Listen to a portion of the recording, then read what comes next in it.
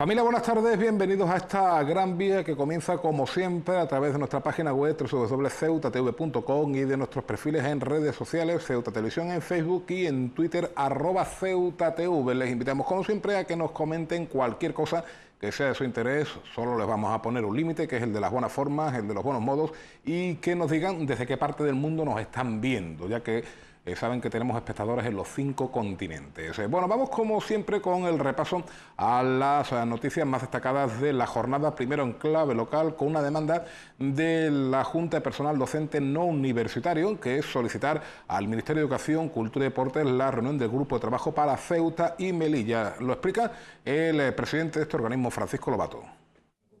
La Junta de Personal Docente No Universitario ha solicitado al Ministerio de Educación la convocatoria de una reunión del Grupo de Trabajo de Ceuta y Melilla a efectos de abordar la situación de los interinos y la indefinición en la que, según el presidente del organismo, Francisco Lobato, viven más de 300 opositores. Se acordó en febrero entre el Gobierno y los sindicatos de que los puestos ocupados por interinos se sacaran para oposiciones para hacer los funcionarios, no esos interinos, sino los que aprobaran las oposiciones, y lógicamente, como digo, estamos a finales de octubre y todavía no hemos empezado el proceso.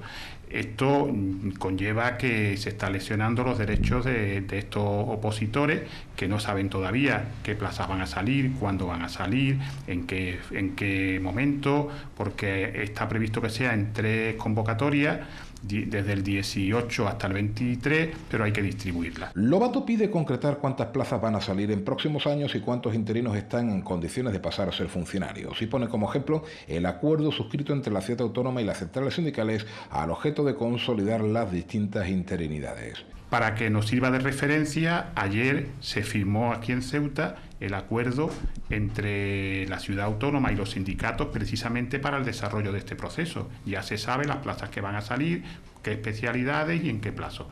Lo que pretendemos es que nos reunamos en este grupo de trabajo y que lo concretemos para que los opositores, lógicamente, pues ya puedan organizarse y saber exactamente cuál es el futuro que les espera. Esta reivindicación sindical parte, según la Junta, de un compromiso de convocar una reunión por parte del Ministerio y del tiempo transcurrido, 5 meses, que es excesivo según los sindicatos. Lo mismo, no lo sé, ustedes han visto o han escuchado algo de una reforma de la Constitución en los últimos días. Por si acaso, Caballas, abandonamos ya el tono irónico, pide que si esto se produce, Ceuta aborde su conversión en comunidad autónoma. La crisis territorial catalana y los distintos pasos que los partidos constitucionalistas están dando para resolverla ofrecen oportunidades a Ceuta. Así lo creen desde Caballas, que ven en el anuncio del acuerdo de PP y PSOE para la reforma de la Constitución una oportunidad para que Ceuta pueda convertirse en comunidad autónoma. Pero sin lugar a dudas, lo que va a plantear Caballas si se produce ese escenario de reforma constitucional es que Ceuta de una vez por todas sea comunidad autónoma. Los localistas creen que se trata de una oportunidad histórica para acabar con un agravio comparativo y que Ceuta pueda estar al mismo nivel que el resto de regiones y territorios del país. Además, consideran que con la conversión de la ciudad en comunidad autónoma se contribuiría a reforzar la unidad de España. Nosotros creemos que es una oportunidad histórica de cara a acabar con un agravio comparativo, y es que Ceuta debe estar al mismo nivel que el resto de regiones y territorios de España, y siendo comunidad autónoma reforzamos la unidad del territorio nacional, nos equiparamos en derechos y obligaciones al resto de regiones. Pero no solo eso, desde Caballas están convencidos de que el cambio de estatus de Ceuta tendría una consecuencia directa en una mejora considerable de la calidad de vida de los ceutíes. Y veremos cómo nosotros, así lo pensamos, la calidad de vida de los ceutíes y de las ceutíes va a mejorar considerablemente. Finalmente, el portavoz de Caballas, Mohamed Ali, ha mostrado su agradecimiento a Compromís tras la petición de este grupo de que todas las formaciones con representación en los parlamentos regionales puedan estar presentes en la Comisión de Reforma Constitucional. Y a todo esto, la encuesta de población activa que se ha dado a conocer hoy, con malas noticias para Ceuta, aumenta el desempleo. El número de parados en Ceuta asciende a 8.000 personas en el tercer trimestre del año, según la encuesta de población activa. Unos datos muy alejados de los que ofrece el Servicio Público de Empleo Estatal, que sitúa el número de desempleados en la ciudad en 12.384. Las cifras de la EPA sitúan la tasa de desempleo en el 22,36%, la cuarta más elevada del conjunto del país, tan solo por detrás de Melilla, Andalucía y Extremadura. Estos datos señalan que el paro se ha incrementado en 1.800 personas en el último trimestre. El correspondiente al final del periodo estival, aunque las cifras no son tan negativas si se comparan con el mismo periodo del año anterior, respecto al que el número de desempleados se ha reducido en 1000 personas.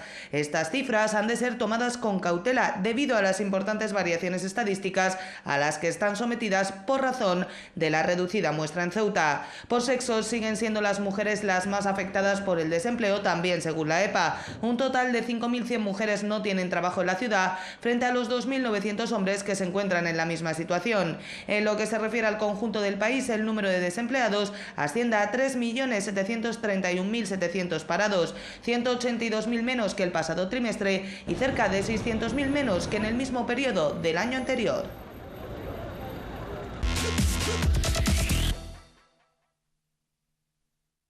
Y llega el momento de contarles, como siempre hasta ahora, qué está pasando en Ceuta y en el resto de España y del mundo con las ediciones digitales de media tarde. Empezamos por el diario El País. Puigdemont descarta convocar elecciones y deja vía libre al artículo 155. Los estudiantes se manifiestan frente al Palau de la Generalitat. Diario El Mundo. Puigdemont descarta elecciones. El Parlamento solicita promover el traslado a la península de Los Mena, una proposición no de ley, lo cuenta el diario El Faro de Ceuta. El diario El Pueblo. Gobierno y sindicatos acuerdan una oferta de empleo complementaria para consolidar 334 puestos de trabajo. Ceuta al Día. Caballas propone reprobar al gobierno de Vives por no combatir la pobreza en, entre comillas, la ciudad de los contrastes. La Verdad de Ceuta. El Pleno celebra el martes la sesión ordinaria del mes de octubre. Temperaturas. La mínima de 18, la máxima de 22, con vientos de levante y cielos parcialmente cubiertos. Este que ven, el 184, el 184, es el número agraciado en el sorteo de la Cruz Roja de hoy, 26 de octubre. Teléfonos de interés. El 112 es el de emergencias. 900-018-018, el de lucha contra el acoso escolar, y el 016, el de lucha contra el maltrato. Llegados a este punto, nos vamos a tomar un pequeño respiro y enseguida continuamos aquí, en Gran Vía, hablando de la Semana del Comercio.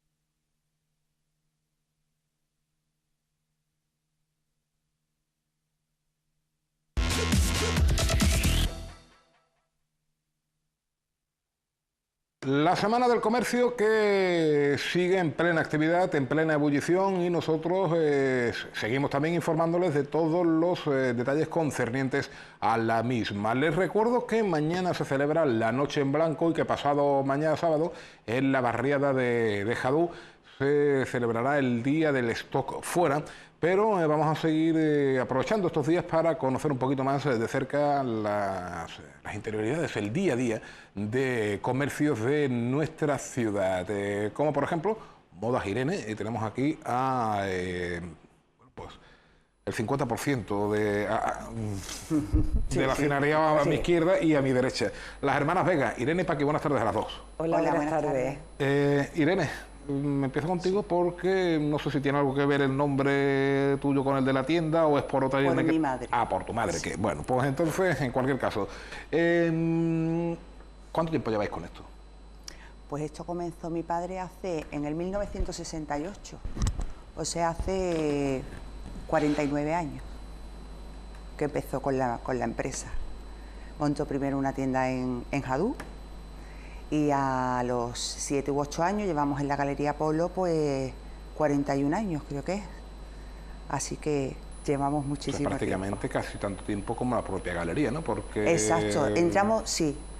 Cuando la galería abrió, mi padre entró, vamos, ha sido el que se mantiene ahí desde el principio. Madre mía. Sí. Claro, aquello para aquí ha cambiado tela, ¿no? Mucho, Y el modelo de negocio también. también mucho. Mucho. Algunas cosas para mejor y otras cosas para peor. Para mejor, que ha cambiado. Hombre, para mejor lo que es lo de la informática, el ver muestrarios a lo mejor por en el ordenador, y para peor, pues está muchísimo peor la frontera. Eso nosotros no lo habíamos vivido antes, nunca, nunca. Y eso es algo que afecta muchísimo, muchísimo. Vamos, afecta muchísimo a toda Ceuta, porque claro, no es solamente lo que es las tiendas y Sí, eso se prolonga a todo, claro. a hoteles, a restaurantes, absolutamente a todo. Ayer lo comentamos con... Que es un tema que yo no digo que los políticos no tengan voluntad, que yo creo que la tienen, pero que deberían de ser muy constantes, y no acudir solamente cuando nos quejamos, sino que eso es una cosa que no se debería de dejar de gestionar. Recuerdo que ayer mismo teníamos esta conversación y conveníamos en que, bueno, era algo tan obvio como que la economía es una cadena, es decir, Correcto. Exacto. si hay dinero, el dinero circula, el dinero funciona, etcétera, etcétera. Bueno, en fin, dedicados a los más pequeños del hogar, ¿no? Tengo entendido. A los más pequeños, desde recién nacidos hasta 10 años. Ajá. Sí. Los más pequeños, ¿a qué edad? Es algo que siempre me llama la atención. Sí. Empiezan a tener criterio propio a la hora de vestir. Es decir, mamá, esto no, esto me gusta esta. Niños y niñas, porque entiendo que habrá de todo. Sí, pues hay incluso niños con 3 o 4 años que ya le dicen a la madre, esto no lo quiero y lo que quiero es esto. O sea que desde muy ¿Sabes? Más pequeño. pequeño. Sí. Antes los niños se ponían lo que las madres le decían y hoy en día las madres le hacen mucho caso a los niños, que antes no era así, pero cada vez se le hace más caso a los niños. Bueno, eso puede tener, como todo, ¿no?, sus connotaciones positivas y sus connotaciones negativas, pero bueno, ahí ya entraremos casi en el terreno de la psicología infantil y no es lo nuestro, pero ¿siempre habéis estado dedicado a la moda infantil? Siempre, siempre. Bueno, antes, hará como bueno, sí. unos 10 años, puede hacer, teníamos lo que niños hasta unos 6 años. Y la corsetería. Y trabajamos también lencería y corsetería. Sí. Y bueno, pues ya luego fuimos aumentando las tallas de niños, no había sitio en la tienda porque es una tienda que no es grande, y luego también pues las franquicias de corsetería pues también fueron haciendo un poco de daño, entonces las marcas que trabajamos nosotros no eran marcas económicas, que eran caras, porque eran marcas muy importantes, y bueno, lo fuimos dejando porque además también nos gustaba el subir las tallas. Hacía falta. Porque esa es otra que os quería preguntar. Entiendo que moda infantil es desde que una criatura nace, ¿hasta qué edad? ¿Hasta qué edad se considera moda infantil? Porque 12, 13 años, a partir de ahí ya estamos hablando de... Sí, ya a partir de ahí ya las niñas ya lo que quieren es lo que quieren los mayores. Lo que vienen los mayores de 20, de 18 es lo que se quieren poner. Bueno, incluso desde, no ya de 12 y 13 años, incluso desde antes. Bueno, pero quitando las precoces que los hay en todos los ámbitos de la vida, Sí. normalmente moda infantil es hasta los 12 o 13 años, ¿no? Sí, más o menos, sí, aproximadamente. Sí. Ya después ya es adulto. Ajá. Ya se van para los adultos. Oye, ¿la vuestra es una empresa en la que solo trabajáis los miembros de la familia? ¿O tenéis algún empleado? O... No. No, trabajamos las dos. Trabajamos las dos. Cuando mis padres tenían la tienda de Jadú, sí había personas trabajando con nosotros. Teníamos en el centro había una y luego en la otra tienda de Jadú también. Pero ya una vez que mi padre se jubiló y cerró la tienda, que estuvo allí 41, 42 años en Jadú, ya nos dedicamos las dos. Ajá. ¿Qué tal o cómo habéis notado el efecto de las grandes franquicias, de las multinacionales de ropa que se han implantado en nuestra ciudad en los últimos 15, 20 años? Hombre, pues se nota, claro que se nota. Y más que esto es una ciudad muy pequeña y no hay mucha población. Entonces, claro, sería una tontería decir que no se nota. Aunque nosotros lo que nos dedicamos, que es a niños, es otro tipo de ropa. Nada que ver con la que hay en la grande franquicia. Exactamente, sí. Bueno, en cualquier caso, esas grandes franquicias, no nos engañemos, no creo que aquí no vamos a escandalizar a nadie si decimos que están en Ceuta, pero con unos opuestos en Marruecos, con lo cual, si vienen grandes cantidades de personas de Marruecos, al final el dinero acaba moviéndose por todos lados. Sí, o sea, que tiene un efecto negativo y positivo también. Sí, hombre, claro, por supuesto, los puestos de trabajo también. Eso hay que reconocerlo, claro. Claro que vamos a ver, te pueden hacer un poco de daño, yo creo, y señora y caballero, yo creo que más todavía. Yo creo que más todavía, pero que crean puestos de trabajo y que, bueno, en vez de que la gente cojan el barco y vayan a comprar en alguna franquicia en la península, pues es mejor que lo haga aquí, claro, que haya más opciones. Se me ocurre que se puede escribir la historia de una ciudad a través de una tienda de ropa infantil, porque claro, entiendo que vosotros habéis visto pasar por allí no vosotras, pero confecciones, Irene, a generaciones enteras, abuelos, padres y nietos, ¿no? Sí, exactamente. Sí, lo hemos vivido. Hay chicas que vienen con su bebé, que a su madre le hemos vendido la ropa de ella cuando nació. O sea que tenemos clientes de hace muchísimos años. Porque bueno, ya saben ustedes que muchas veces hace ilusión, ¿no? Cuando viene un niño ponerle la ropa que el padre tuvo hace X años. ¿Os ha pasado el caso de que alguien aparezca? Mire, le compré mi jersey, traigo a mi hijo, a mi hija con la ropa que mi madre compró aquí hace 30 años o 40 años. Mira, a mí me pasó que vino un matrimonio y a él le gustaba mucho una marca que tenemos, que es una marca que no es barata, una marca gallega. Y me dice, vuelve a ir a la tienda y me dice, ¿sabes que le he comentado esto a mi madre? Y me trajo una foto, que le hizo la foto suya, que había comprado un traje en la tienda de Jadú, de la misma marca que tenemos ahora. Sí. Digo, no me lo puedo creer. Digo, con lo que te quejas de los precios. Y mira lo que hizo tu madre en aquel tiempo. Aprende de tu madre. Sí. Pero eso, o gente a lo mejor con un traje de bautizo, que se ha bautizado el padre o la madre, con el traje de bautizo que le compraron y a lo mejor le falta el gorrito, o se le ha perdido, o está deteriorado. Y lo iban, exactamente, sí. Iban con el traje que bautizaron al padre o a la madre. Sí. Vendido por mi padre. Me dices que el caso de este señor, que al final no sé si se llevó o no la prenda. Sí. Vale, que le hizo caso. Se queja, no, se queja pero compra. Bueno, pues eso es lo importante, ¿no? La misma marca que tenía él cuando la bautizaron, con lo cual entiendo que vosotros tenéis una línea de fidelidad, no solo con clientes, sino también con fabricantes. Algunos sí, muchos años. Algunos sí. Como 30 y tantos años. Y más. Y más.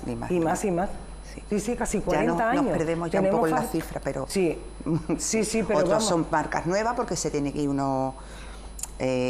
innovarse un poco a las modas, y entonces pues va cogiendo también uno marcas nuevas. Es decir, nosotros también depende de lo que pida el cliente, lo que demande, entonces pues también nos tenemos que... Se tiene que ir adaptando. Adaptar a eso. A los tiempos. Sí. Pero vamos, marcas así, como te digo, de 30 y tanto, que son marcas clásicas, que eso no pasa de moda nunca, pues sí, pues todos esos años llevamos, que ya más que fabricante y cliente, llegas a establecer una amistad, claro. Exactamente. Es decir, que vosotros también sois de esos negocios que por una u otra ven venir antes que el resto cuando estamos en crisis o cuando la economía va bien, ¿no? Porque claro, habláis con productores, distribuidores, fabricantes, etcétera, claro, en la península. este mes está la cosa fatal, o cómprame algo, lo que sea, te hago una rebaja, o no, hay que pagar el precio, etcétera. Sí, Esos el son precio de alguna lo paga, manera sí. indicadores que... Sí, los precios los paga, pero sí es verdad que luego, pues eso, la relación que tiene con ellos y la campaña que llevan a lo mejor por la parte de Andalucía, por el norte, pues nos van diciendo qué parte está económicamente mejor o no han bajado y la parte que está mal, peor, que normalmente es la parte de Andalucía, alguna zona, la que muchas veces baja muchísimo de ventas. Ajá. sí. Bueno, estamos en la Semana del Comercio, ¿qué os parece la iniciativa? Me parece muy bien. Me parece muy bien lo del el pase de ayer que hubo infantil, bueno, el que hay también ha habido de señora, me parece muy bien todo lo que se haga por el comercio, está muy poco mimado en Ceuta. Muy poco. Al comerciante pequeño se le mima muy poco. Por ejemplo, nosotros que estamos en la calle González de la Vega, pues tenemos desde hace aproximadamente 5 meses pues unos andamios allí que la verdad que no invitan a pasar al que vaya paseando, que el que pasea ve las tiendas, a no ser que vaya algún cliente en concreto al comercio.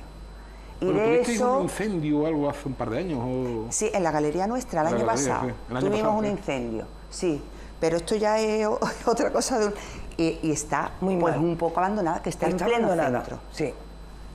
Y los impuestos que pagamos son los mismos, no se nos baja porque tengamos el andamio y haya un comercio que tenga un andamio en plena puerta, que son comercios importantes, que no son... Y eso nos vemos muy poco mimados. Poco mimados, sí. Sí. Bueno, ¿cómo vais a mimar vosotros a vuestra clientela en estos días? ¿Algún tipo Hombre, de nosotros descuento? siempre bien. Sí. Vamos a ver, podemos tener algún mal día también, porque todos los días no se Hombre, levantan todos los días igual. no se fiesta, ¿no? Claro. Pero vamos, que a nosotros nos gusta mucho nuestro trabajo.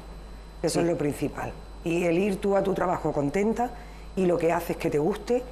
Eso es fundamental en el vuestro en cualquier trabajo. Sí, yo creo que eso es un privilegio. Y, Que tú vayas contenta al trabajo. ¿Y eso va a conllevar algún descuento mañana en la noche en blanco o alguna cosita así? O... Sí, vamos a hacer algo. Una sorpresa. Bueno, o Te lo digo mañana a las 8. una pista más para ir abriendo boca, mujer. Sí, vamos a hacer algún descuento y vamos, lo que quiero es que la gente esté pendiente al Facebook nuestro, que lo vamos a contar. Las 8 de la tarde, a las pendiente 8. todo el mundo de dos Facebook. Empezaremos El de un Ceuta poquito Televisión, menos. el de Ceuta Televisión, que es como la funeraria, 24 horas, y también mañana el de Concepción Irene. Hombre, un poquito antes, que les den tiempo a Sí. arreglarse y todo eso, sí, un poquito sí. antes. Pues eso, vale. Pero sí, Pueden mirar ustedes las dos nos pantallas vamos al a mismo tiempo, enmerar, que nos vamos a es- enmerar, sí. O a enmerar, seguro. Sí. Oye, de padres a hijas y de hijas a... Hoy esperemos que se quede aquí. No. No es por nada. Quiero que, Ay, vosotros- sí, terminemos. esto es muy sacrificado. Sí. Claro. Muy sacrificado y muchos calentamientos de cabeza. Sí, no es fácil. A nosotros nos gusta mucho, pero No yo es fácil, no me gustaría que mis hijos se dedicaran al comercio. Los niños que os han dicho. O la descendencia que os has dicho, la tercera generación. Oye, mamá, ¿nosotros queremos coger la tienda? O... No, A mí todas- mis hijos nunca, A, ¿eh? a ella no, y los míos No, son mis hijos pequeños no. todavía no saben, no. No contesta. No. No. Así que Bueno, se quedará aquí. Primero me jubilo yo y después ella. bueno, pues nada, pues si es lo que queréis y estáis de acuerdo... O las dos a la vez. O las dos a la vez, pues fenomenal, ¿por qué no? Recuerden, descuentos todavía no sabemos qué, habrá que estar pendiente mañana a la Facebook, que me imagino que será Confecciones Irene. Modas Irene, O sí. Modas Irene, Sí. perdón. Y allí en la calle González de la Vega, en la Galería del Apolo, yo Irene y yo hemos tenido una anécdota que algún día contaremos en público, a la hora de completar esta entrevista, pero de momento se queda en el baúl de los recuerdos. Bueno, pues estén pendientes tanto a ellas como a otros comercios a todos los comercios de la ciudad, porque entre todos, mañana y sí. pasado A van a todos. tener importantes descuentos y sus majestades los Reyes o Santa Claus, según a quien ustedes elijan, están ya diciendo mandarme trabajito. Están ahí a la vuelta de la Eso, esquina, o sea, eso. que vayan afinando el Escribiendo, bolígrafo sí. y la carta, que mañana puede ser un buen día. Exacto. Irene Paqui, muchas gracias y hasta Muchas la próxima. gracias. Muchas gracias a Muchas ti. gracias a ti. Seguimos unos minutos.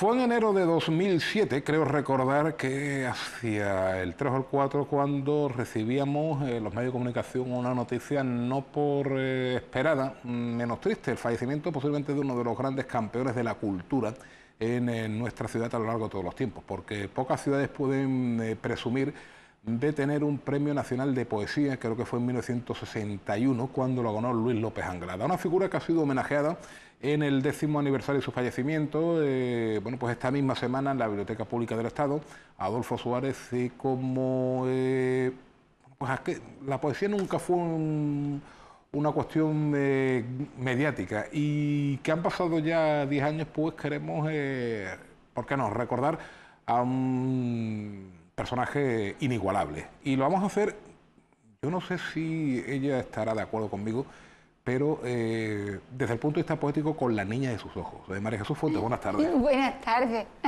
Él lo decía. Qué expresión más bonita, gracias. No, eso es lo que él decía. Él, a Luis López Anglada contigo, María Jesús Fuentes, poetisa, profesora en el Instituto de Enseñanza Secundaria Siete Colinas, él tenía una cierta devoción por tu poesía. Eso bueno, no me lo estoy inventando yo.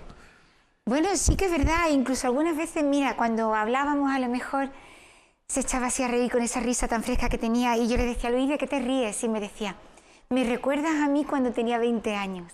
A veces le decía esas cosas y yo le decía, ay, no me diga eso, digo, no hay comparación, pero sí que es verdad que algunas veces tenía conmigo unas palabras muy amables, sí que es verdad. Además, una risa estruendosa, porque López Anglada era un señor alto, así, corpulento, y bueno, yo la verdad es que lo traté poco, ¿no? Apenas hablé con él 10 minutos, por supuesto muy gustado mucho más, ¿no? Pero sí es verdad que era una persona, un hombre con bastante personalidad, se notaba que estaba en un sitio. Sí, mira, él era admirador de Lope de Vega, pero es que es verdad que tenían tantas cosas en común. La personalidad esa arrolladora de la que hablan de Lope de Vega, también admiraba a otros, ¿no? De hecho, un libro suyo que se llama Mis soledades voy, es por un verso que tú recordarás también de Lope de Vega, a lo mejor, y la verdad es que sí que tenía esa especie de personalidad arrolladora, de humanidad, como tú dices. Y luego, curiosamente, a pesar de haber sido un hombre de la posguerra, tenía una especie de dulzura en la mirada, una capacidad de comprender. En la humanidad no era solo física, imponente. Cuando recitaba parecía que no había nada más en el mundo que él. Y yo he ido con él a veces a recitales suyos solo, pero también a otros conjuntos. Pero nadie brillaba como él. Era algo especial. Han pasado ya 10 años desde su fallecimiento, a una edad de 80 y muchos, no recuerdo exactamente qué edad tenía cuando se fue. Sí, casi 88 ya. Por eso decía que era una noticia triste, pero no por ello menos esperada. No sé si en Ceuta le hemos hecho justicia o por el contrario hemos empezado a olvidarnos de él. Bueno, no hay nada más que pensar en este acto del Día de la Biblioteca. Fíjate que él falleció un 3 de enero. Sí. Y bueno, es verdad que la biblioteca hace muchísimas cosas y que aquí hay muchas actividades culturales, pero no querían dejar pasar el año. Entonces, José Antonio y su equipo pensó que quizá el Día de la Biblioteca, que suele congregar a mucha gente y que saben que siempre se va a hacer una actividad de gran relevancia, pensaron que era un buen día para homenajear esta figura. No creo yo, fíjate, no solo no creo que se haya olvidado y que la biblioteca lo ha conmemorado con razón, sino que te voy a contar una anécdota, si me está escuchando él sabe que es verdad. Ayer me dice un alumno, María Jesús, hemos escuchado parte de la conferencia de Luis López Anglada, y le digo, hombre, es que era de Ceuta. 2 o 3 de ellos, otros lo sabían. Se me quedaron un poco perplejos. Me dijeron, ¿seguro que era de Ceuta? Digo, hombre, pero era de Ceuta, muy de Ceuta, él estaba orgullosísimo. A Ceuta en muchas de sus poesías. Exactamente, claro. Mira, yo que viajé con él a Ávila, a otros sitios, que estuve tantas veces con él, en muchos lugares donde recitábamos los dos, donde a veces él me presentaba a mí, y donde, bueno, había a veces recitales conjuntos, como te he dicho.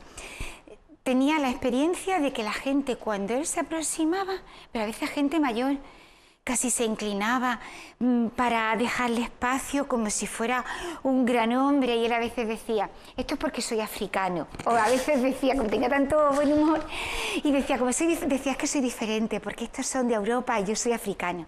Otras veces lo decía para el calor, porque también soportaba muy bien el calor. Y allá donde iba decía, como soy ceutí, como soy nacido en Ceuta, e incluso cuando le preguntaban, pero tu padre era militar y estuviste ahí en Ceuta poco tiempo, y decía, 9 años no es poco tiempo, es toda mi infancia. Sí, además una infancia que después se concatenó con bueno, idas y venidas. Muchísimas visitas. A nuestros espectadores les sonará mucho aquella frase de que Ceuta es pequeña, dulce y marinera, que el presidente de la ciudad, Juan Vivas, bueno, pues es una de las que suele utilizar, ¿verdad?, para construir algún discurso. Bueno, pues esa frase no es del jefe del gobierno, sino era precisamente de un poema de López de Anglada. De Luis López Anglada. No es quizá el tenor literal, pero era... Ceuta es pequeña y dulce, me parece, pero él la recitaba declamando, porque lo sentía de verdad. Yo creo que si a lo mejor hubiera nacido en otra ciudad, pues a lo mejor hubiera vuelto a ella porque había nacido, pero él se enamoró de esta ciudad. Cuando venía aquí, decían sus hijas que parecía como que se quitaba 10 años de encima, que ya sabes tú que ya el de mayor estaba más torpe de piernas, pero le encantaba el aire del estrecho, le encantaba pasear por las calles, le encantaba la gente de Ceuta, y se lo contaba además todo el mundo, era embajador, ¿eh? Sí, sí, además le dedicaba poemas a personas de Ceuta, bueno, pues gente conocida de la ciudad que, bueno, pues que van a pasar a la historia gracias a él. Y nuestras calles, fíjate, tiene varios libros para Ceuta, dedicados a Ceuta, Ceuta y el mar, porque al mar le gustaba tanto, pero tanto los personajes, como tú dices, como algunas estampas del Hacho, de García Aldave, de la Plaza de África, eso está inmortalizado gracias a él. A López Anglada. La poesía es accesible en el sentido, bueno, tanto en el sentido práctico, de que es relativamente sencillo encontrar poemas suyos en la red, como también en el sentido de la construcción de los versos. Es decir, no es un poeta excesivamente barroco, es fácilmente interpretable, ¿no? Pero el hombre al que tú sí conociste bien, bueno, pues también estuvo casado con una poetisa. Sí, con María Auxiliadora Guerra Bozmediano. Él la llamaba Maruja. En realidad Maruja, cuando yo le preguntaba algunas veces, porque ella había publicado su primer libro de poesía en el 78, el 70 y tanto, se la habían regalado un poco así como por Navidad. Me decía, no, yo me alimento de su poesía. Decía, yo solo me alimento, pero no es cierto. Ella era una poeta muy digna y era una poeta además muy receptiva. Lo que pasa que él, como ya hemos dicho, tenía para todo y era mucho más prolífico.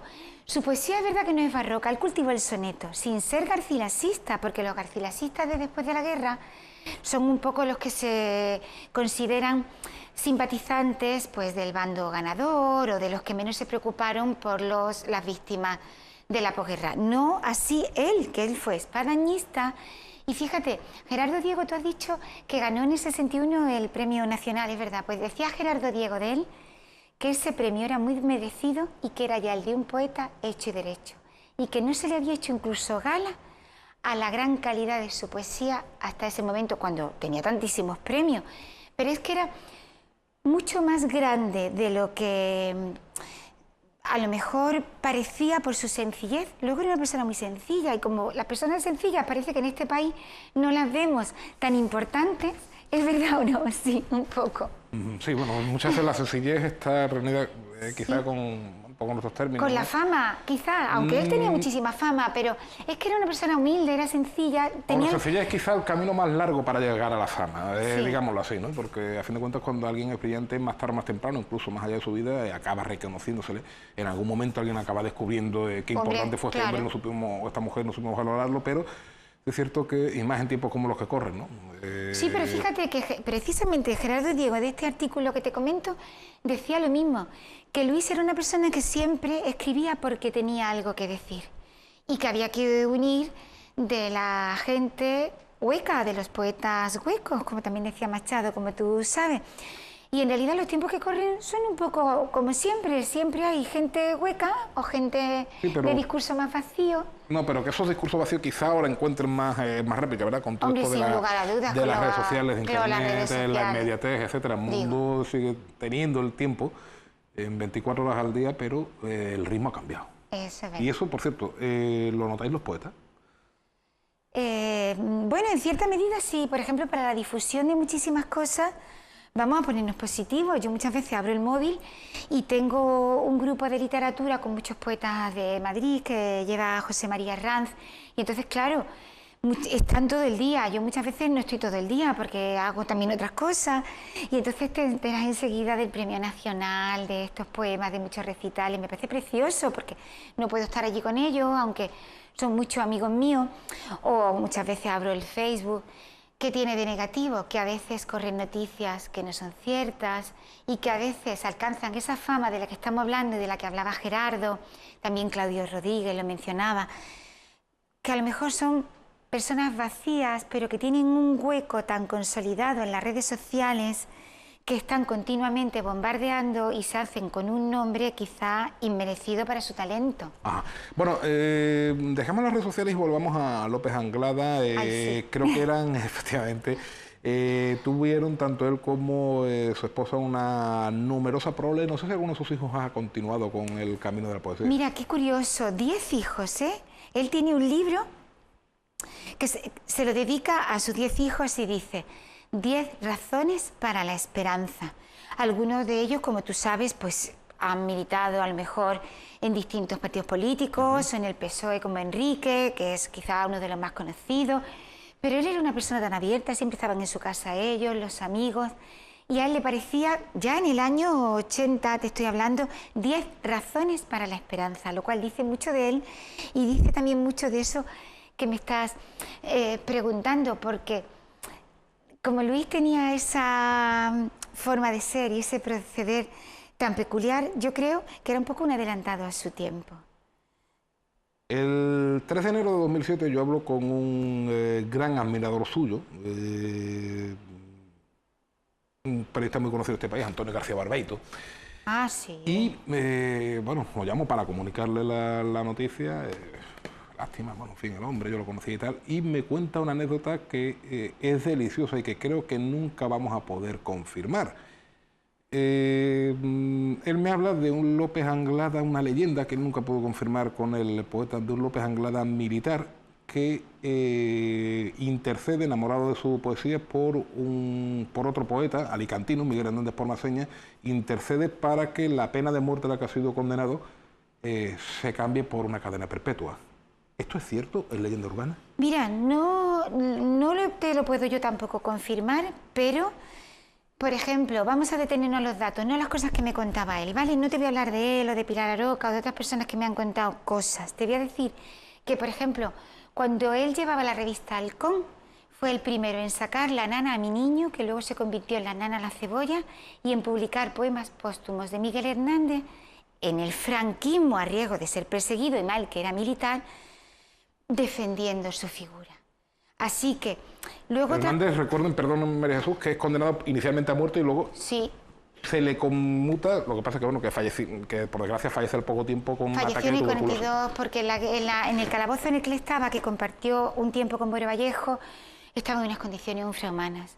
Y entonces él contrajo la tuberculosis, él estaba enfermo y ya no salió de la cárcel. No es Buero Vallejo, que pudo salir, que Sí. también era amigo de Luis. Sí. Estaba yo en Madrid, que recitaba yo ese día en la Asociación de Escritores, cuando estaba Buero Vallejo enfermo, iban a ir a verlo después. Y decías que sus hijos, no te termino de decir de los hijos, pues mira, Viri es una cocinera, son artistas todos. Paloma, él le dedicó un poema a Paloma, la alfarera, es una artista de la modelación, tiene hijos artistas en otros campos, también en el campo de la escritura, pero quizás más próximo a la crónica política, al periodismo.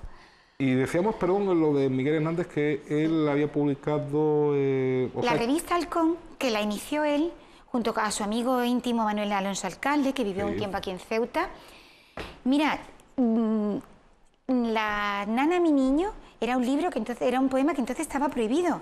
Y entonces Leopoldo de Luis, que era otro poeta también de la Asociación de Escritores, que sirvió de intermediario, le envió el poema y él, con no sé qué narices, lo sacó en Halcón y se publicó ese y otros poemas. ¿Pero se publicó como Las nanas de la cebolla? Se publicó como La nana mi niño, pero era La cebolla se escarcha, cerrada y pobre, que escarcha de mi día y de mi noche. Porque es que quizá, para aquello burlar la censura, a lo mejor hizo un cambio histórico en el nombre de un poema.